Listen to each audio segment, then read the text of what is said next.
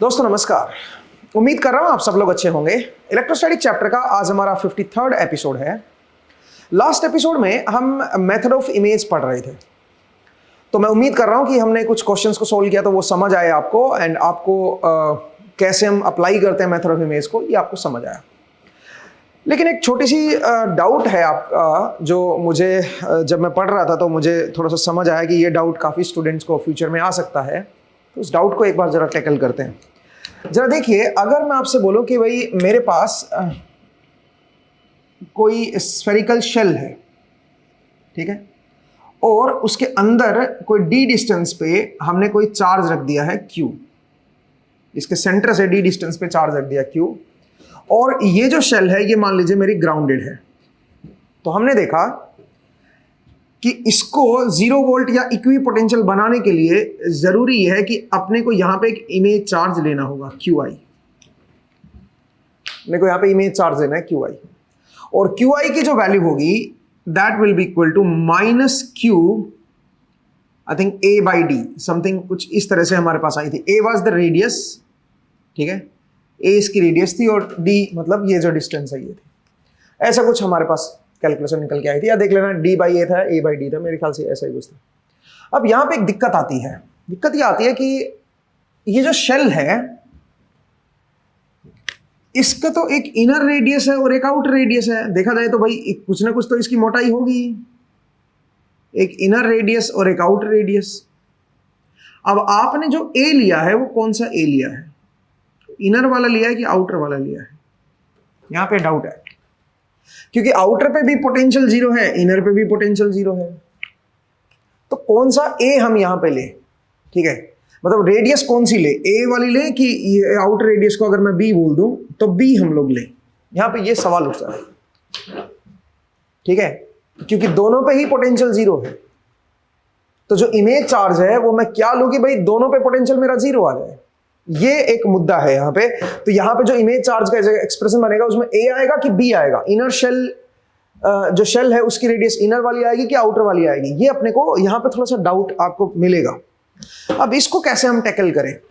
जो भी हमने प्रॉब्लम्स डिस्कस की हैं, हम ये मान के चल रहे हैं कि ये जो A और B है ये ऑलमोस्ट बराबर ही है, मतलब जो शेल की थिकनेस है वो हम 0 मान के चल रहे हैं। पॉइंट को समझिए इस चीज में, नहीं तो आपको ये डाउट हमेशा रहेगा, ठीक है। दूसरी बात, हम जो इमेज चार्ज ले रहे हैं वो उसमें जो रेडियस हम लेंगे वो वाली रेडियस लेंगे जो चार्ज के सामने है, सरफेस।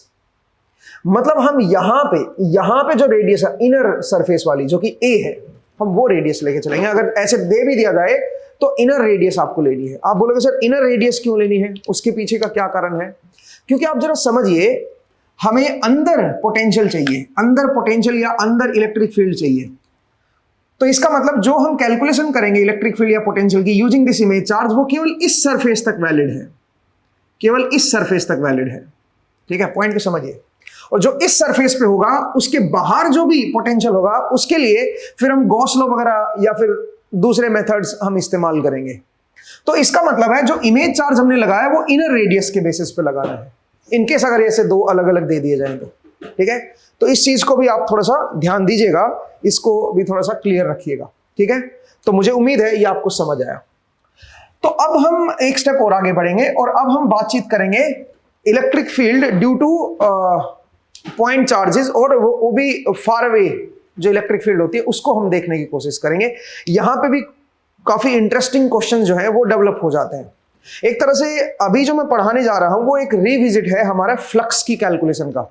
जब हमने इलेक्ट्रोस्टैटिक फ्लक्स पढ़ा था, चार्जेस की वजह से जो इलेक्ट्रिक फील्ड इंटेंसिटी की वजह से जो फ्लक्स आता है उसको जब हमने पढ़ा था, उसी चीज को मैं रिविजिट कर रहा हूं। और ये जो एपिसोड है दोस्तों, ये इलेक्ट्रोस्टैटिक चैप्टर का लास्ट एपिसोड रहेगा।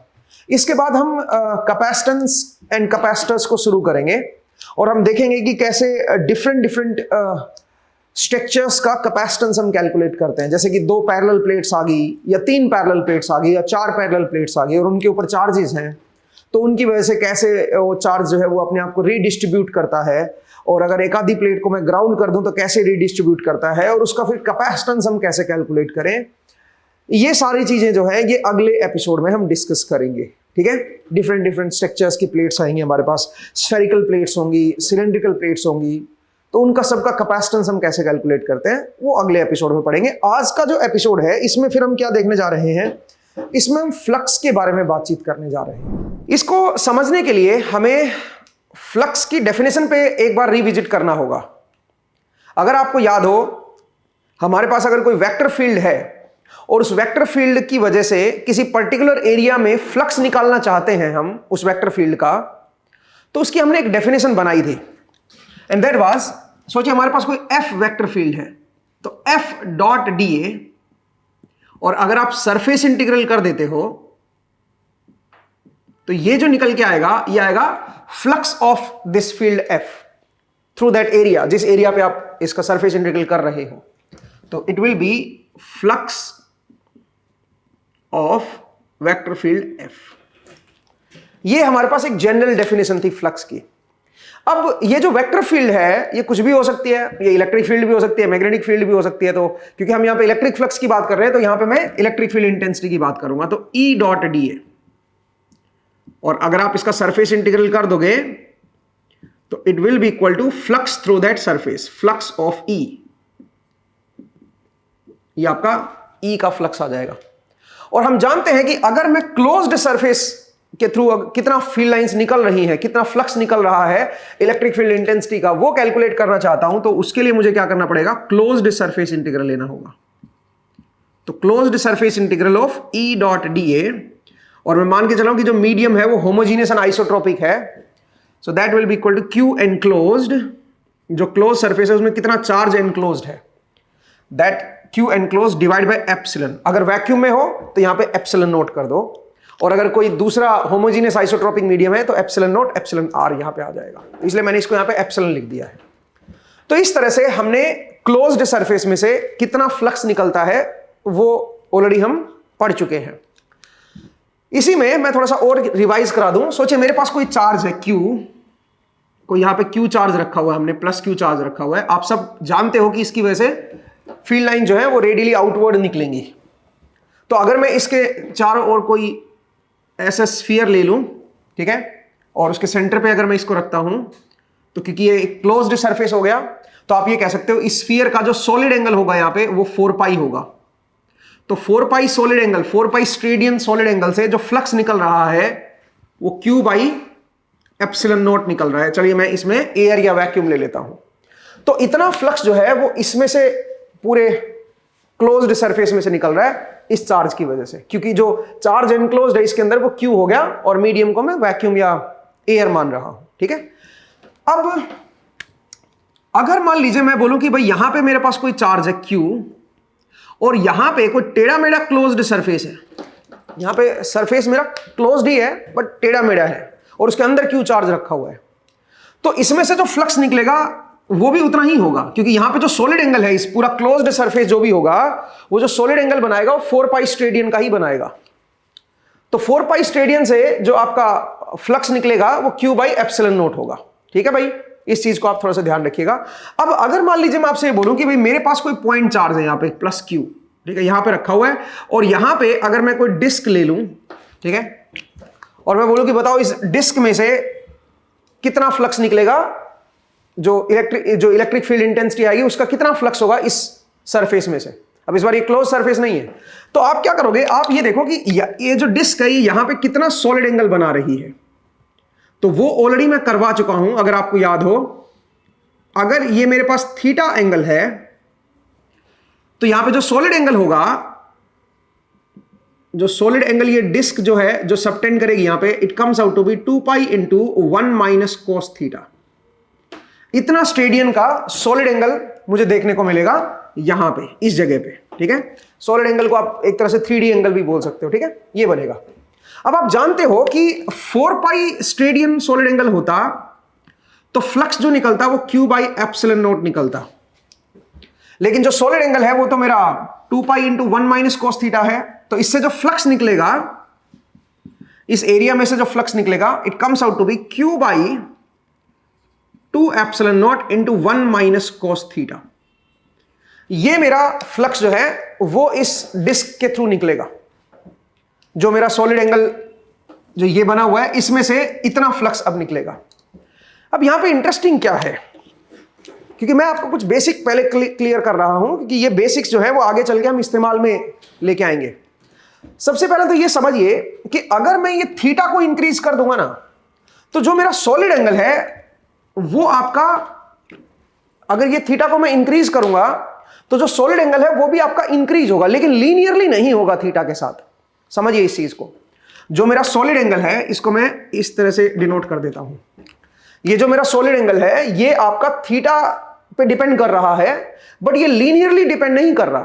अगर आप थीटा को डबल कर दोगे तो ऐसा नहीं है कि नंबर ऑफ फील्ड लाइन जो इस एरिया में से बनेंगी वो डबल हो जाएंगी। सोचिए अगर मैं यहां पे थोड़ा ये सरफेस बड़ा ले लेता, ये जो डिस्क ली है मैंने ये थोड़ी बड़ी ले लेता, सो दैट मेरा जो थीटा है वो थीटा मेरा डबल हो जाए, जो यहां पे थीटा था उसका डबल हो जाए। ठीक है, ये जो एंगल है ये आप इस एंगल को थीटा नोट बोल दो, तो थीटा नोट जो है वो 2 थीटा है। सोचिए एंगल डबल हो गया है, बट इट डजंट मीन कि इसमें से जो फ्लक्स निकलेगा वो डबल होगा। ना ना ना, फ्लक्स थीटा के प्रोपोर्शनल नहीं है। फ्लक्स जो है वो स्टेडियन एंगल पे डिपेंड कर रहा है, सॉलिड एंगल पे डिपेंड कर रहा है, और सॉलिड एंगल कोस थीटा पे डिपेंड कर रहा है, ना कि थीटा पे। तो अगर थीटा को डबल भी करोगे तो सॉलिड एंगल डबल नहीं होगा, और आपका जो फ्लक्स इस एरिया में से निकलेगा वो आपका डबल नहीं होगा। सबसे पहले ये समझिए, ये बात हो रही है पॉइंट चार्ज के केस में।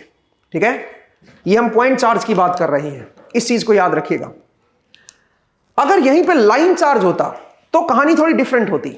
जरा देखिए, अगर मैं लाइन चार्ज की बात करूं तो लाइन चार्ज में हमारे पास, सोचिए ये कोई इनफाइनाइट लाइन चार्ज है, लैम्डा कूलम पर मीटर।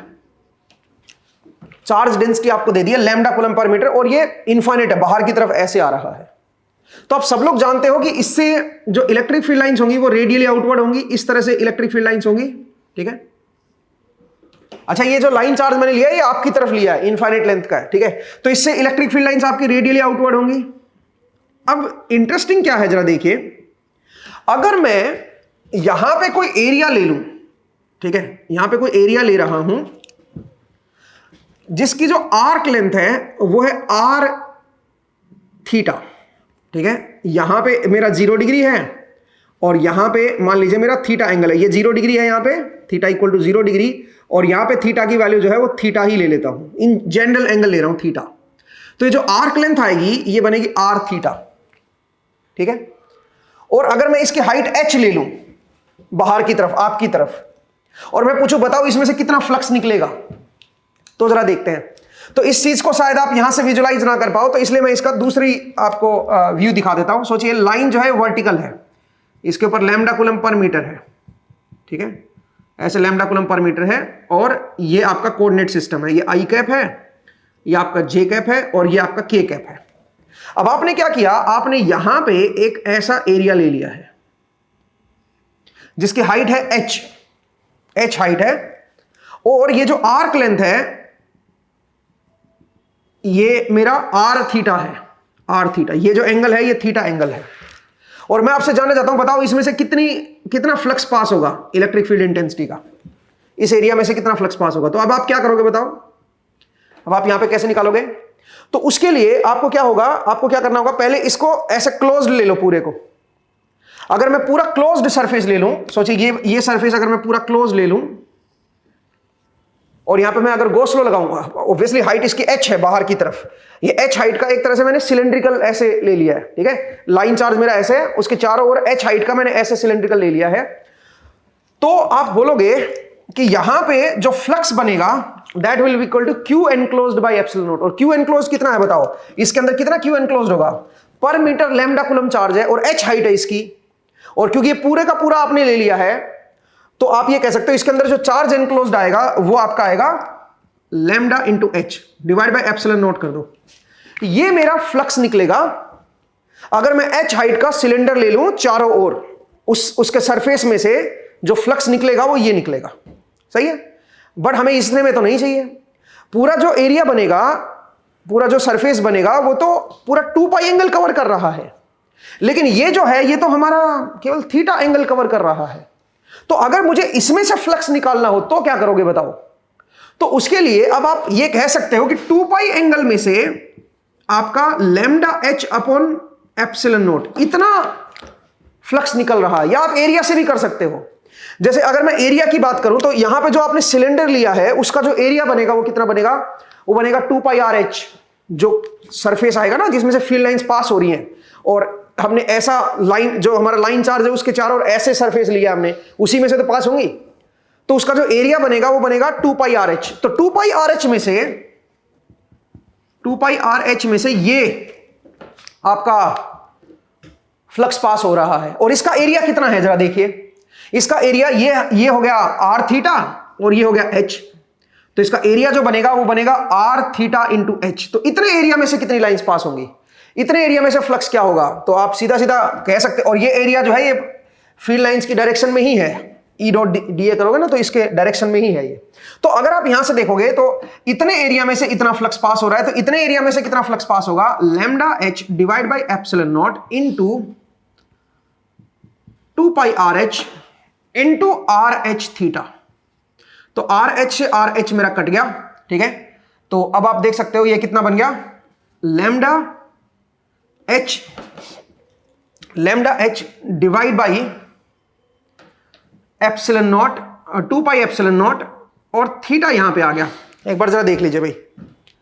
तो इसका मतलब है ये जो है ये मेरा फ्लक्स यहां पे पास होगा। इस बार जो फ्लक्स है वो थीटा के प्रोपोर्शनल है, मतलब ये जो आर्क लेंथ है उसका कितना एंगल बन रहा है उसके प्रोपोर्शनल है। जितना आप आर्क लेंथ को बढ़ाओगे, जितना आप थीटा को बढ़ाओगे, क्योंकि थीटा बढ़ेगा तो आर्क लेंथ भी तो बढ़ेगी ना, तो उतना ही आपका उसमें से जो फ्लक्स निकलेगा वो भी बढ़ जाएगा, ठीक है। ध्यान दीजिएगा, यहां पे थीटा के प्रोपोर्शनल नहीं है फ्लक्स, मतलब थीटा के से पे लीनियरली डिपेंड नहीं कर रहा है यहां पे, जबकि यहां पे थीटा पे लीनियरली डिपेंड कर रहा है लाइन चार्ज के केस में, ठीक है। इन दोनों पॉइंट को आपको ध्यान रखना है क्योंकि आगे चल के इसका हम इस्तेमाल करेंगे। दूसरी बात आप यहां पे ये भी समझिए कि फ्लक्स जो है उसके लिए आपको सरफेस की जरूरत होती है। अगर आप फ्लक्स निकालना चाहते हो, इलेक्ट्रिक फील्ड लाइंस को अगर देखना चाहते हो, तो उसके लिए आपको सरफेस की जरूरत होती है, तभी आप फ्लक्स बता पाओगे, क्योंकि फ्लक्स जो है वो प्योरली सरफेस पे डिपेंड करती है, कितने सरफेस में से आपको फ्लक्स चाहिए। अगर मैं आपसे ये बोलूं कि भाई जरा सोचिए, मेरे पास कोई यहां पे कोई पॉइंट चार्ज है, क्यू चार्ज है, ठीक है। अगर मैं बोलूं कि ये क्यू चार्ज इस बोर्ड के ऊपर यहां पे रखा हुआ है, इस पॉइंट पे रखा हुआ है, और मैं पूछूं कि बताओ ये जो हिस्सा है, ये कोई थीटा एंगल ले लिया मैंने, और मैंने बोला कि आर रेडियस पे ये जो आर्क लेंथ है ये बनेगी आर थीटा। मैं अगर पूछूं बताओ यहां से लेके यहां तक इस प्लेन में, इस बोर्ड वाली प्लेन में कितनी लाइंस निकलेंगी, कितना फ्लक्स निकलेगा, आप नहीं बता पाओगे। क्यों नहीं बता पाओगे? बिकॉज आप जरा सोचिए, यहां पे जो लाइन लगाई है इससे इसकी कितनी लाइंस निकलेंगी, कितना फ्लक्स होगा, ये आप नहीं कैलकुलेट कर पाओगे, क्योंकि आप एक प्लेन में बात कर रहे हो। एक प्लेन में अगर आप देखोगे तो इसका एरिया तो रहा ही नहीं ना, मुझे कुछ तो एरिया लेना पड़ेगा ना यहां पे, जिस एरिया में से आपको लाइंस निकालनी है। पॉइंट को समझिए मैं क्या बोलने की कोशिश कर रहा हूं। अगर आप ये बोल रहे हो कि एक प्लेन में ही मैं ले रहा हूं, एक प्लेन में मैंने लाइन लगा दी और इस लाइन को कितना फ्लक्स पास करेगा, अगर मैं ये देखना चाहता हूं तो आप बता नहीं पाओगे। क्यों नहीं बता पाओगे? क्योंकि ये डिफाइन ही नहीं है यहां पे, फ्लक्स का मतलब ही खत्म हो गया यहां पे। फ्लक्स जो है वो प्योरली एरिया पे डिपेंड करता है। आपको पहले सरफेस डिफाइन करना पड़ेगा, कौन से सरफेस में से आपको फ्लक्स निकालना है वो आपको डिफाइन करना होगा, तभी आप जो है फ्लक्स को बता पाओगे, अदरवाइज नहीं कर पाओगे। आप इस केस में बता नहीं पाओगे कि इस लाइन से कितनी, इस ये जो आर्क लगाई है इस आर्क से इस प्लेन में, बोर्ड वाली प्लेन में कितनी लाइंस पास करेंगी, ये नहीं बता सकते हो आप। मतलब ये 2D फिनोमेना नहीं है, समझिए इस पॉइंट को, ठीक है। चलिए आगे बढ़ते हैं। नेक्स्ट, ये मुझे उम्मीद है कि आपको समझ आ गया, क्योंकि ये हमारा बेसिक पार्ट था। अब रियल प्रॉब्लम पे चलते हैं, ठीक है। अब हम एक्चुअल प्रॉब्लम जो है उसको डिस्कस करते हैं। ये मैंने थोड़ा सा फ्लक्स को आपको रिवाइज करा दिया है, ये चीजें आपको पता भी होंगी और ये हम पहले भी कैलकुलेट कर चुके हैं, ठीक है। अब जरा देखिए, क्वेश्चन कुछ डिफरेंट तरीके से पूछे जाते हैं। क्वेश्चन कैसे पूछा जाता है जरा समझिए। सोचिए मेरे पास यहां पे एक लाइन चार्ज है lambda coulomb per metre, infinite line charge है लैम्डा कूलम पर मीटर, या लैम्डा 1 बोल दो, और यहां पे लैम्डा 2 कूलम पर मीटर। यहां पे एक और लाइन चार्ज है, सेम, ये भी पॉजिटिव चार्ज है, ये भी पॉजिटिव चार्ज है, लेंथ इसकी भी इनफाइनाइट है, इसकी भी इनफाइनाइट है, ठीक है। तो दोनों ही केस में इनफाइनाइट लेंथ केबल है मेरे पास, उनके ऊपर चार्ज डेंसिटी आपको दे रखी है। आपको ये बताना है कि अगर ये अकेली होती, सोचिए अगर ये अकेली होती तो इसकी फील्ड लाइंस रेडियली आउटवर्ड होती, ऐसे जाती, ऐसे फील्ड लाइन जाती, ठीक है, ऐसे रेडियली जाती इसकी फील्ड लाइंस। अब सवाल यहां पे यह है कि यहां पे यह दे रखा है कि ये जो फील्ड लाइंस है जो पहले इधर जानी चाहिए थी, वो फील्ड लाइंस अब आपकी डेविएट कर गई है, ठीक है, और वो कुछ इस तरह से गई है, कुछ ऐसे डेविएट हो गई है। आपको बताना है कि इसका जो डेविएशन जो है वो कितना है। ये एंगल दे रखा है अल्फा। अल्फा एंगल कौन सा है बताओ? अल्फा एंगल है वो एंगल जिस पे अगर ये अकेला प्रेजेंट होता तो ये जो लाइन जानी चाहिए थी वो इस तरफ रेडियली आउटवर्ड इधर जानी चाहिए थी। Because of the presence of this λ2 coulomb per metre ये डेविएट हो गई है, ये इस तरफ गई है, ये लाइन अब आपकी इधर जा रही है। और अगर मैं इस लाइन पे एसिम्पटोट ड्रॉ करूं, एसिम्पटोट का मतलब समझिए, एसिम्पटोट क्या है? Tangent at infinity. इंफिनिटी पे अगर मैं टेंजेंट ड्रॉ करूं तो वो समय यहां पे मिल रहा है इस पॉइंट पे, और इस पॉइंट पे आपका ये जो एंगल है, चलो इस एंगल को मैं बीटा दे देता हूं, ठीक है। और आपसे मैं ये जानना चाह रहा हूं कि बताओ जो डेविएशन है वो कितना है, मतलब ओरिजिनली ये ऐसे थी, अब ये इधर जा रही है, तो ये एंगल कितना होगा? आपसे अगर मैं ये पूछ लूं कि कितना डेविएट हो रही है ये, अगर ये अकेला था तो अगर ये अकेला होता तो इधर जानी चाहिए थी ये लाइन, इसकी वजह से अब ये लाइन बेंड हो गई है इधर और ये ऐसे जा रही है। आपको बताना है ये कितना डेविएट हुई है, डेविएशन बताना है। तो अब इसको कैसे हम सोल्व करें ऐसी प्रॉब्लम को? और यहां पे लाइन चार्ज, यहां पे पॉइंट चार्ज नहीं है, ध्यान दीजिएगा। अब यही चीज हम पॉइंट चार्ज में भी देखेंगे, बट पहले लाइन चार्ज में देखते हैं। सबसे पहले तो आप ये समझिए कि लाइन चार्ज में जो बेंडिंग होती है ना, वो एक प्लेनर फिनोमेना है। आप बोलोगे सर प्लेनर फिनोमेना का क्या मतलब है? सोचिए लाइन चार्ज मेरा ऐसे है, इनफाइनाइट लाइन है, और इसमें जो लाइंस होती है इलेक्ट्रिक लाइन वो रेडियली आउटवर्ड होती है। तो यहां पे ये लाइन जो थी इसके ऊपर एक और लाइन भी थी, ऐसे ऐसे ऐसे ऐसे बहुत सारी लाइंस है, सारी की सारी बेंड हुई हैं, सारी की सारी बिल्कुल वैसे ही बेंड हुई है जैसे ये लाइन बेंड हुई है। इस प्लेन में जो लाइन थी वो इससे आगे वाली जो इधर की तरफ जो दूसरी प्लेन आएगी उसमें जो लाइन होगी वो भी ऐसे ही बेंड होगी, क्योंकि ये इनफाइनाइट है, दोनों के दोनों ये पैरेलल में गए हुए हैं, इनफाइनाइट है, समझिए। तो जितना ये बेंड होगी उतना ही अगली वाली बेंड होगी, उतना ही उससे अगली वाली बेंड होगी। इसका मतलब हर लाइन जो है वो जो जितना आप आगे की तरफ आते जाओगे, जो अल्फा एंगल पे जो लाइन जानी चाहिए थी वो हर लाइन अल्फा ये आपकी इधर बेंड हो गई है, ठीक है। आई होप आपको एक क्लियर हुआ मैं क्या बोलने की कोशिश कर रहा हूं। क्योंकि लाइन चार्ज के केस में क्या होता है, लाइन चार्ज में आपका लाइंस जो होती है वो जो आपका वायर होता है या केबल जो होती है जिसके ऊपर लाइन चार्ज रखा हुआ है उससे रेडियली आउटवर्ड निकलती है, ठीक है, रेडियली आउटवर्ड निकलती है। और जितना आप ऊपर जाओगे वहां पे भी लाइन फिर रेडियली आउटवर्ड ही रहती है, मतलब एक तरह से पैरेलल बनी होती है। अगर आप प्लेनर हिस्सों में देखोगे तो एक प्लेन में जो लाइंस आएंगी उससे ऊपर वाली प्लेन में भी वैसी लाइंस बनेंगी बाहर की तरफ, ठीक है। आई होप आपको ये क्लियर हुआ। तो इस लाइन चार्ज की वजह से जितना ये लाइन बेंड होगी उतना ही लाइन जो इससे अगली वाली जो ऊपर जो प्लेन लोगे उसमें जो लाइन होगी वो भी उतना ही बेंड होगी। आप बोलोगे सर लेकिन इसका क्या लेना देना इस चीज से? इसका लेना देना है, जरा समझिए कैसे। पहले तो ये समझिए कि ये जो लाइन थी जो इधर आ रही थी वो बेंड नहीं होगी, वो पहले भी इधर ही थी, अब ये पॉजिटिव चार्ज है ये इधर ही रहेगी भाई, ठीक है। इसका मतलब है ये जो लाइन है ये आपकी बेंड नहीं होगी, ये वैसी की वैसी रहेगी। तो यहां से मैं ये कह सकता हूं कि अगर मैं इस लाइन चार्ज के बिल्कुल क्लोज आके देखूं तो आप ये कह सकते हो जो लाइंस हैं जो निकल रही हैं उन पे इसका असर नहीं है। अगर आप बिल्कुल क्लोज आके देखोगे तो, बिल्कुल क्लोज मतलब बिल्कुल ही छोटा हिस्से में देख लो। यहां पे अगर मैं क्लोज्ड इसके चारों ओर कोई रीजन ले लूं, कोई क्लोज्ड सरफेस ले लूं, तो उस क्लोज्ड सरफेस में से आपकी जो आपकी जो लाइंस है वो बेंड नहीं हो रही, बेंड आगे जाके हो रही है, ठीक है। क्योंकि जितना आप इसके क्लोज जाओगे इसकी इलेक्ट्रिक फील्ड बहुत ज्यादा स्ट्रॉन्ग होगी, तो एक तरह से यही मतलब इसमें बेंडिंग नहीं होगी, ठीक है।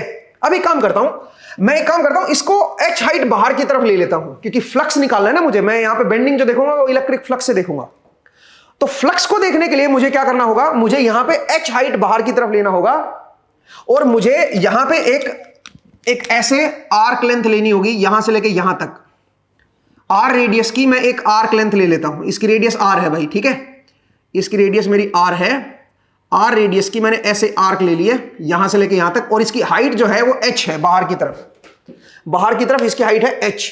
अब इसी चीज को अगर मैं ऐसे दिखाऊं तो वर्टिकली अगर आप देखोगे तो आप ये समझिए कि मैं ऐसे ले रहा हूं h हाइट का, ऐसे ये ले रहा हूं। ये जो आर्क लेंथ है इसको समझिए भाई कौन सी आर्क लेंथ है, ठीक है, ये जो आर्क लेंथ है ना ये, ठीक है, ये मैं यहां पे दिखा रहा हूं, ठीक है। तो अगर आप इसको यहां पे विजुलाइज करना चाहते हो ऐसे भी विजुलाइज कर सकते हो, ठीक है, इस तरह से आप इसको देखिए और इसकी हाइट है h।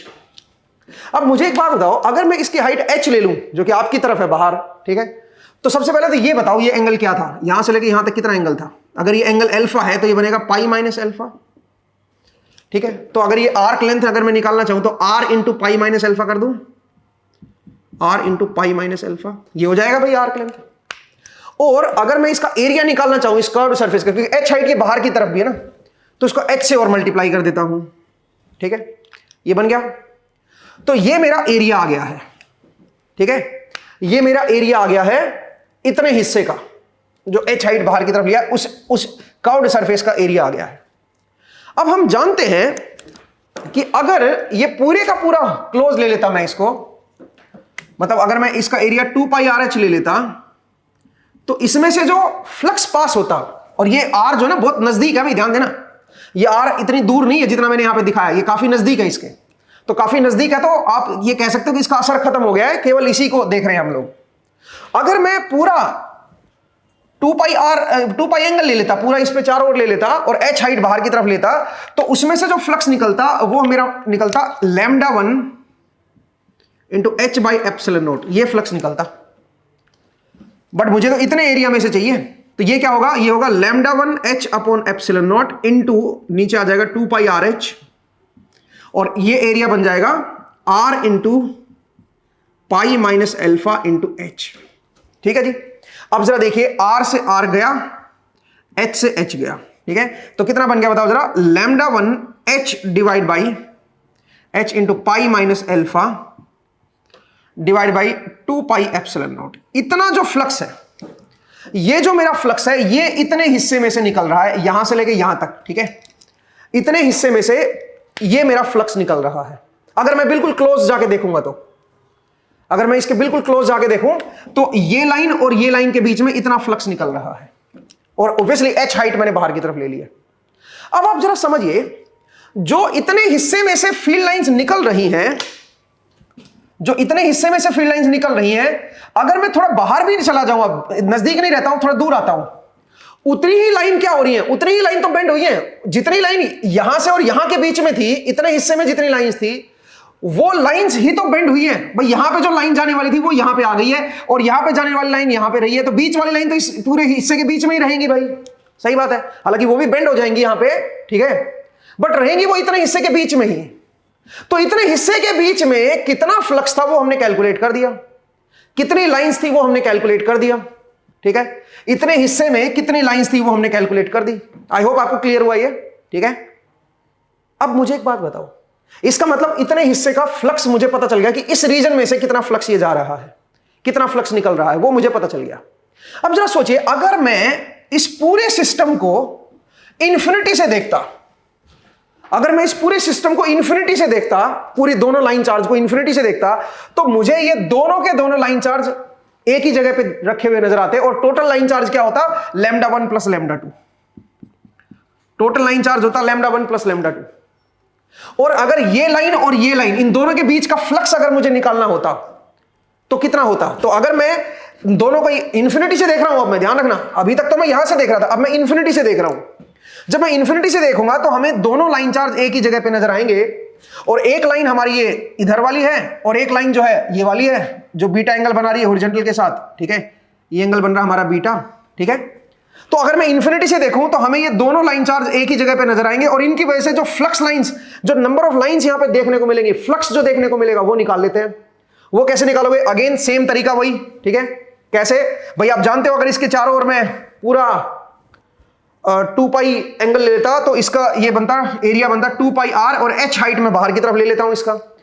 2 पाई आर एच में से जो फ्लक्स निकलेगा वो निकलेगा λ1 plus λ2 into H by epsilon naught. इतना फ्लक्स जो है वो इस एरिया में से निकलेगा। मैंने एच हाइट बाहर की तरफ ले लिया, ठीक है, और मैं पूरा एरिया ले रहा हूं 2 पाई आर एच, पूरा जो कर्व्ड सरफेस है वो पूरा ले रहा हूं। लेकिन मेरे पास कर्व्ड सरफेस पूरा तो है नहीं। कितना है कर्व्ड सरफेस? ये एंगल है बीटा, तो इसका मतलब बीटा इंटू आर एच, ये एरिया बन गया भाई, ठीक है। जो भी यहां पे कर्व्ड सरफेस लोगे, बीटा इंटू आर एच बन गया एरिया।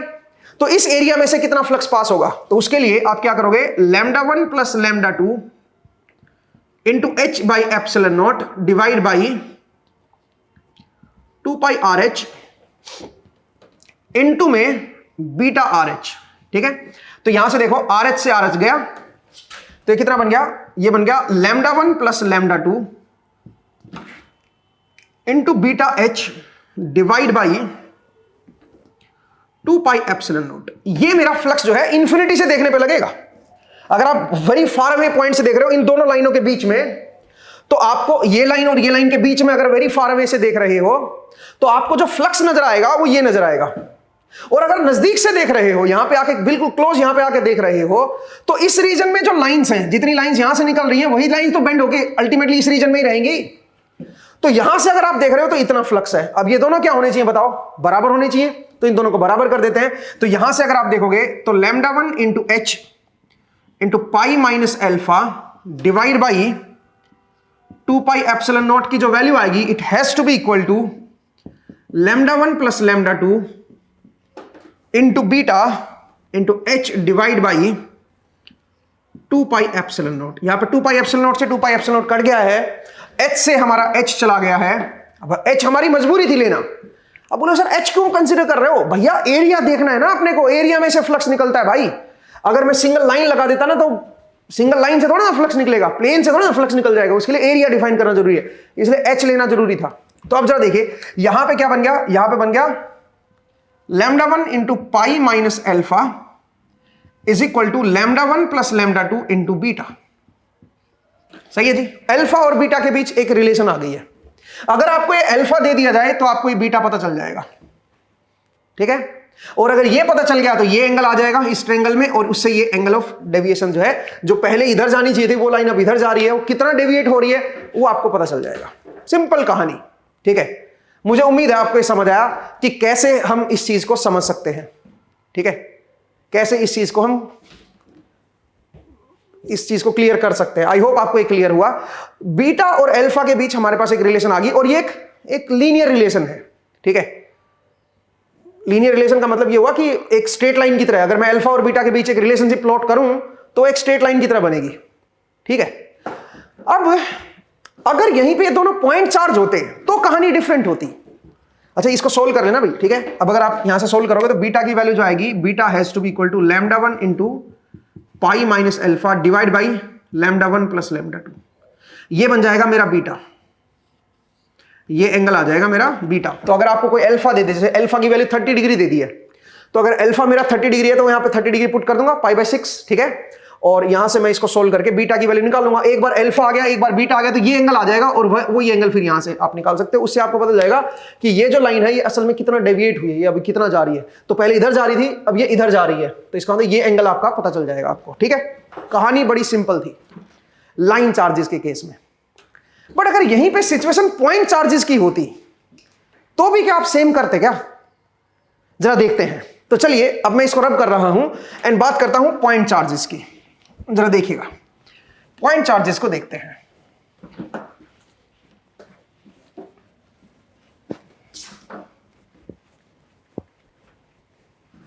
अगर मैं पॉइंट चार्जेस ले लूं तो जरा समझते हैं।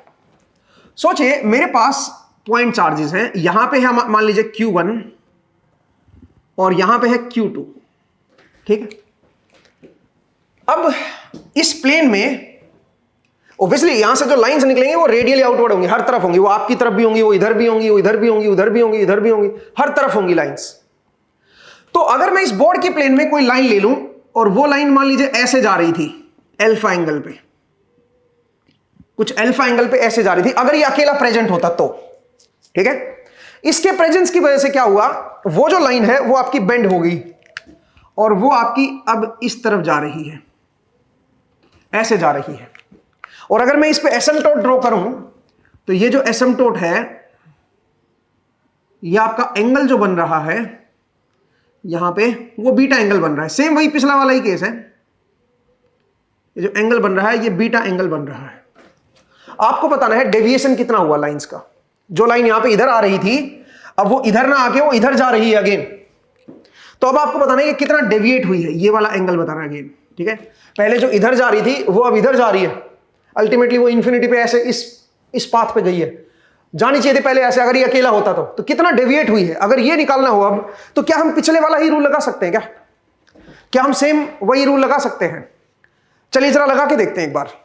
ठीक है, अगर मैं ये बोलूं, क्योंकि कई जगह पे इस तरह से डिस्कशन हो रखा है, इवन मैंने भी जब मैं पहली बार सोल्व कर रहा था, मैं भी ऐसे ही कर रहा था, 2D में लेके इसको सोल्व कर रहा था। ठीक है, जरा देखिए कैसे। अगर मैं आपसे ये बोलूं कि भाई यहां पे जो लाइन होगी ये तो यूं क्यों रहेगी भाई जो लाइन यहां पे रेडियल आउटवर्ड थी, इस यहां पे अगर पॉजिटिव चार्ज रख दूंगा तो ये लाइन तो यूं क्यों आएगी। तो अगर मैं इस चार्ज के बिल्कुल नजदीक चला जाऊं तो मैं क्या बोलूंगा, मैं बोलूंगा कि भाई देखो यहां पे अगर बिल्कुल नजदीक देखोगे इसके, तो इसका असर है नहीं। ठीक है, इसका असर कोई नहीं है। अगर इसका कोई असर नहीं है तो मैं ये देख लेता हूं कि यहां से लेके यहां तक कितनी लाइंस पास हो रही है, इतने हिस्से में कितनी लाइंस पास हो रही है। तो उसके लिए अगर मान लीजिए मैं मान लूं कि N1 लाइंस जो हैं वो इतने हिस्से यहां से लेके यहां तक निकल रही हैं, N1 लाइंस निकल रही हैं। जरा देखिएगा यहां पे मैं मिस्टेक भी बताऊंगा कि क्या मिस्टेक है। N1 लाइंस यहां से लेके यहां तक निकल रही है, ये इधर गई, ये इधर गई और ये इधर गई। ठीक है, N1 लाइंस यहां से यहां तक निकली है।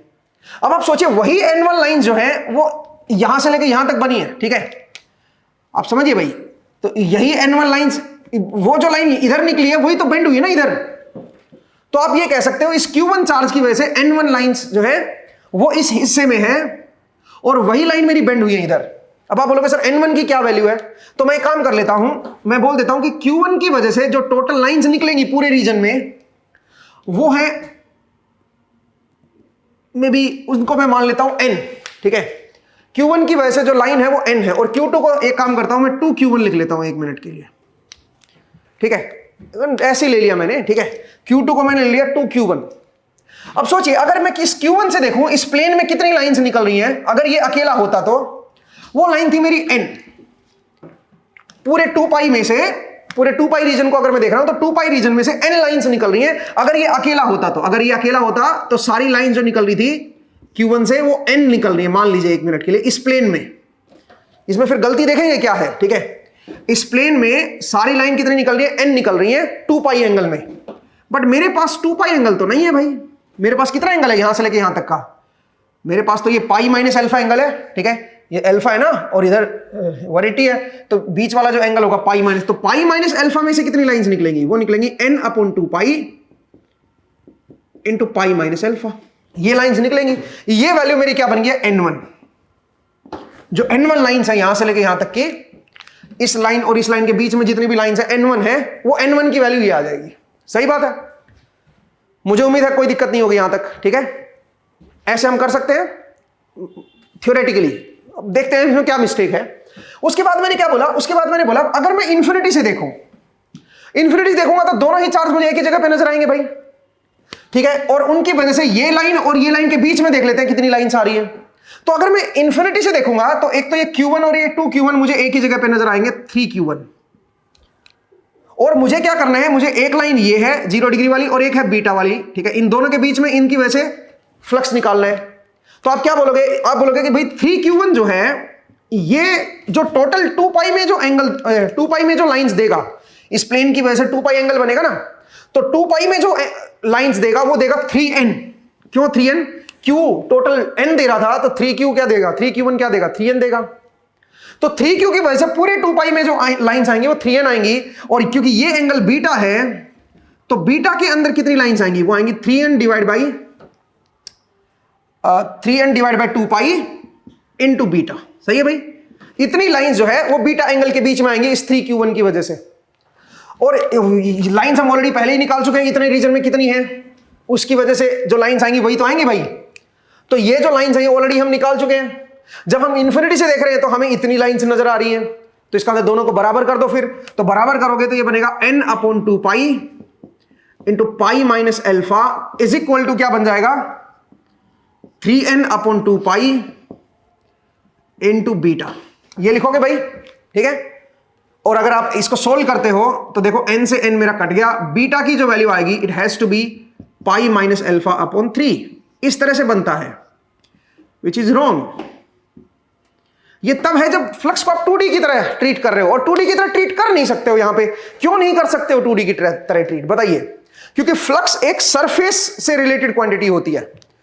आपको याद होगा पिछले क्वेश्चन में भी हमने h हाइट ली थी लाइन चार्जेस की, बाद में वो h कट गया था, हमने h हाइट लेकिन ली थी, ठीक है। यहां पे आप h हाइट नहीं ले सकते हो, यहां पे आप h हाइट वाला कंसेप्ट नहीं लगा सकते हो आप क्योंकि यहां पे कोई लाइन चार्ज थोड़ी ना कि लाइन चार्ज हमेशा बाहर की तरफ वो पर यूनिट लेंथ आपकी लाइन चार्ज कांस्टेंट रहेगा। यहां पे तो चार्ज फिक्स है, पॉइंट चार्ज है। यहां पे आप h हाइट थोड़ा ना ले सकते हो कि एरिया लेना है मुझे, यहां पे कर्व्ड सरफेस एरिया, वो कंसेप्ट यहां पे नहीं लगेगा, ठीक है। पहली बात तो आप समझिए कि ये क्यों गलत है, क्योंकि आपने क्या किया है, फ्लक्स को एक प्लेन में ले लिया, प्लेन में लाइंस निकाल रहे हो आप, और प्लेन में लाइंस आप ऐसे नहीं कर सकते हो भाई।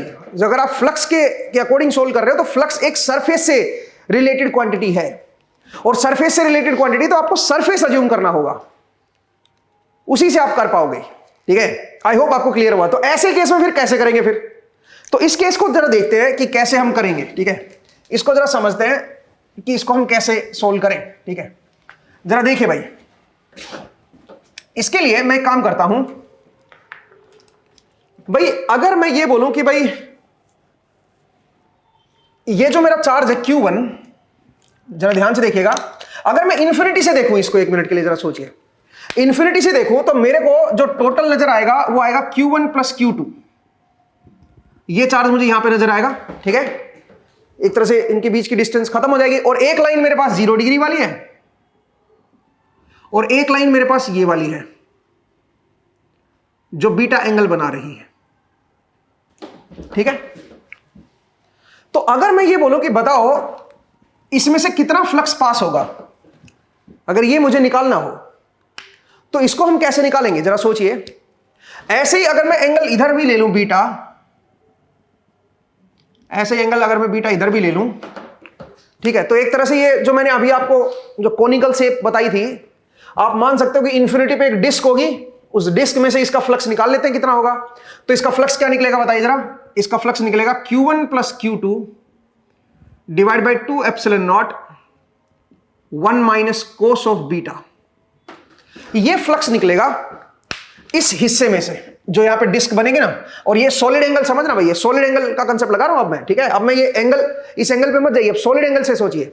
जैसे आपको मैंने जस्ट बताया था ना शुरू में ही कि अगर यहां पे कोई पॉइंट चार्ज रखा हुआ है और ये एंगल अगर मेरा थीटा है, ठीक है, तो इसकी वजह से जो सॉलिड एंगल बनेगा वो बनेगा 2 pi into 1 minus cos theta. और फिर आप जानते हो कि 4 पाई सॉलिड एंगल अगर है तो जो फ्लक्स निकलेगा वो Q बाई एप्सिलॉन नॉट निकलेगा, तो इस इतने सॉलिड एंगल से कितना निकलेगा, सेम वही कंसेप्ट लगाया मैंने, ठीक है।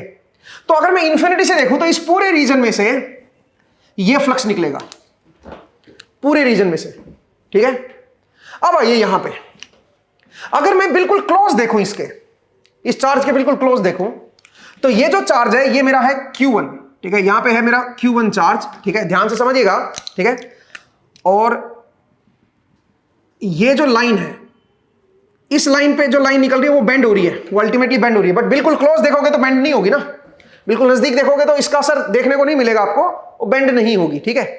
तो वो जो है वो आपकी बिल्कुल नजदीक देखोगे तो ऐसे ही जा रही है, और ये लाइन जो है ये बिल्कुल ऐसे जा रही है। अब एक काम करते हैं, ये एंगल मेरा अल्फा है, ये एंगल अल्फा है, तो इधर वाला एंगल क्या हो गया, पाई माइनस अल्फा।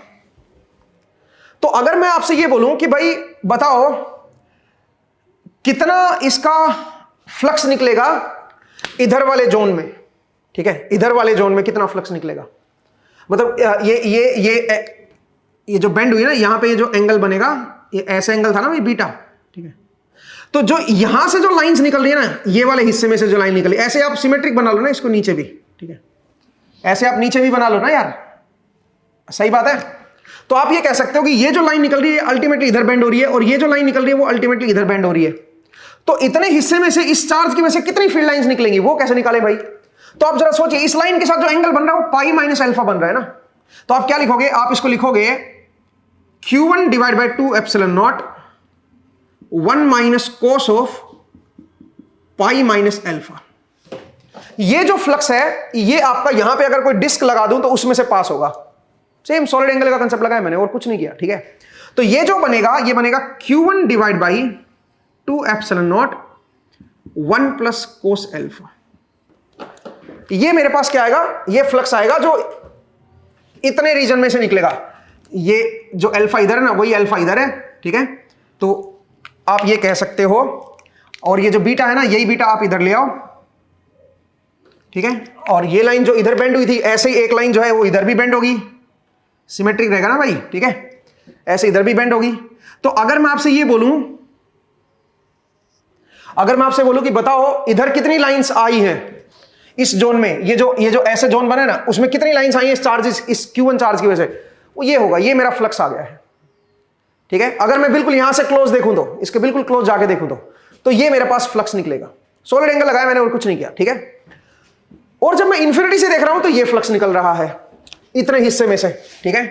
इतने हिस्से में से अगर इन्फिनिटी से देखूंगा तो ये फ्लक्स निकल रहा है, और अगर बिल्कुल क्लोज से देखूंगा तो इतने ही हिस्से में ये फ्लक्स निकल रहा है। बिकॉज अल्टीमेटली जो लाइंस है वो तो इसी चार्ज की वजह से है ना, ठीक है।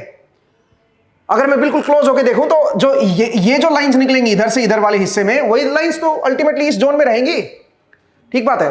तो हमने क्या किया, हमने दोनों से सॉलिड एंगल के कंसेप्ट से फ्लक्स निकाल दिया और दोनों को इक्वेट कर दिया। दोनों को आप जब बराबर करोगे तो क्या बन जाएगा दोस्तों? तो फिर बनेगा, जब इन दोनों को बराबर करोगे तो बन जाएगा Q1 into 1 plus cos alpha has to be equal to Q1 plus Q2 into 1 minus cos beta. तो अब जरा देखो ये अल्फा और बीटा की जो रिलेशन है वो लीनियर नहीं है, जैसे कि लाइन चार्जेस के केस में आ रही थी, ठीक है। तो पॉइंट को समझिए, यहां पे हम वो 2D वाला कंसेप्ट नहीं लगा सकते। पिछले केस में आप 2D वाला कंसेप्ट लगा पा रहे थे, हालांकि पिछले केस में हमने 2D लगाया नहीं, वो अल्टीमेटली जो H लिया था ना बाहर, हमने एरिया लेने के लिए H बाहर ले लिया। अब यहां पे H बाहर ले नहीं सकते हो आप, क्यों नहीं ले सकते हो H बाहर बताओ?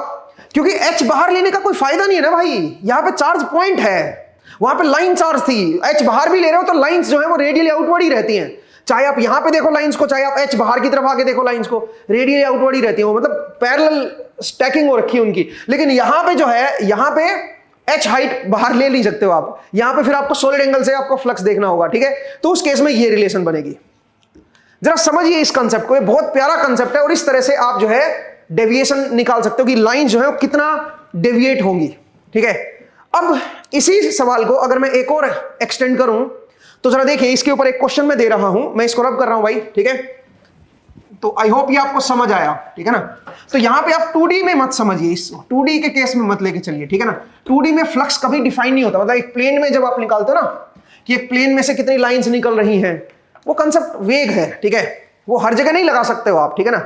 तो जरा देखिए, अगर मैं ये बोलूं कि भाई मेरे पास जो है यहां पे कोई चार्ज है, ठीक है, and this charge is Q, and यहां पे कोई चार्ज है 2Q, ठीक है भाई, कुछ इस तरह का है। और ये दे रखा है आपको कि यहां पे जो लाइन ऐसे मैक्सिमम डेविएशन बताना है लाइन का, आपको बताना है कि यहां से जो लाइन निकलेगी, जितनी भी लाइंस निकलेंगी उसका मैक्सिमम डेविएशन कितना होगा। वो अगर आपको कैलकुलेट करना हो तो कैसे कैलकुलेट करोगे मैक्सिमम डेविएशन, जो इसकी वजह से जो लाइंस निकलेगी। तो कौन सी लाइन मैक्सिमम डेविएट होगी, पहले ये देखो कौन सी लाइन मैक्सिमम डेविएट होगी।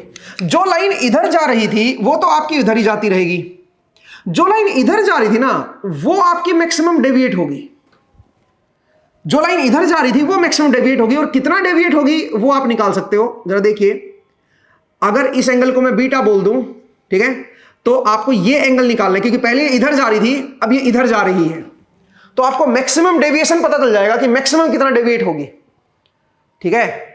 अब लेकिन निकालें कैसे ये, तो उसके लिए अभी अभी हमने एक रिलेशन निकाली थी और वो थी Q1 into 1 plus cos alpha was equal to Q1 plus Q2 into 1 minus cos beta. ये हमारे पास रिलेशन आई थी अगर आपको ध्यान हो। तो Q1 की जगह पे मेरे पास Q है, 1 प्लस एल्फा की जगह 0 हो गया, तो 1 + 1 is equal to Q1 + Q2, तो यहां पे हो जाएगा 3Q 1 - cos बीटा। सही है जी। अब जब देखो Q से Q कट गया, यहां पे 2 है, ये 3 आ गया, तो 2/3 is equal to 1 - cos beta. Now cos beta has to be equal to 1/3। सही है। यहां से मेरे पास बीटा की वैल्यू आ जाएगी, मैं कैलकुलेटर का इस्तेमाल करता हूं, ठीक है, और बीटा की जो वैल्यू आएगी वो मैं निकाल लेता हूं, and beta comes out to be cos inverse of 1/3। ठीक है जी। तो इसकी वैल्यू जो निकल के आ रही है वो 70.52 आ रही है, 70.52। अब अगर ये मेरे पास 70.52 है ये एंगल, तो ये एंगल मैं निकाल लूंगा, 180 में से माइनस कर दो इसको, तो 180 माइनस कर देते हैं, तो उससे जो आंसर आ रहा है, एक मिनट, हाँ जी, तो वो है 109.47। ये मेरा मैक्सिमम डेविएशन आएगा यहां पे। ये जो लाइन है ये मेरी मैक्सिमम डेविएट हुई है, ध्यान दीजिएगा, मैक्सिमम डेविएशन जो इस लाइन, क्योंकि और बाकी जो लाइन होगी ना, सोचिए कोई ऐसे जा रही थी, सोचिए वही लाइन जो पहले इधर आ रही थी वो डेविएट हो रही है, वो इतना ज्यादा डेविएट नहीं होगी जितना ये लाइन डेविएट होगी। जो दोनों की लाइन ज्वाइनिंग होती है ना, वो जो लाइन होती है वो सबसे ज्यादा डेविएट होती है। तो उसको आप इस तरह से कैलकुलेट कर सकते हो, मैक्सिमम डेविएशन जो आएगा वो 109.47 डिग्री का आएगा। आई होप आपको एक कंसेप्ट क्लियर हुआ कि कैसे हम डेविएशन को कैलकुलेट करते हैं, पॉइंट चार्जेस के केस में क्या रिलेशन होगी एंड लाइन चार्जेस के केस में क्या रिलेशन होगी। लाइन चार्ज वाला केस तो बहुत आसान है, उसमें कोई टेंशन ही नहीं रहती है। पॉइंट चार्ज में आपको सॉलिड एंगल लगाना होता है। आप बोलोगे सर अगर यहाँ पे 3 पॉइंट चार्जेस आ गए, कहानी और मुश्किल हो जाएगी, ठीक है, कहानी और मुश्किल हो जाएगी 3 पॉइंट चार्जेस के केस में, ठीक है। तो आई होप आपको ये कंसेप्ट क्लियर हुआ। तो आज का जो एपिसोड है दोस्तों, इसमें हम इतना ही करेंगे, तो फिर से अगले चैप्टर में आपसे मुलाकात होगी। तो मिलते हैं फिर नेक्स्ट चैप्टर में। Thank you.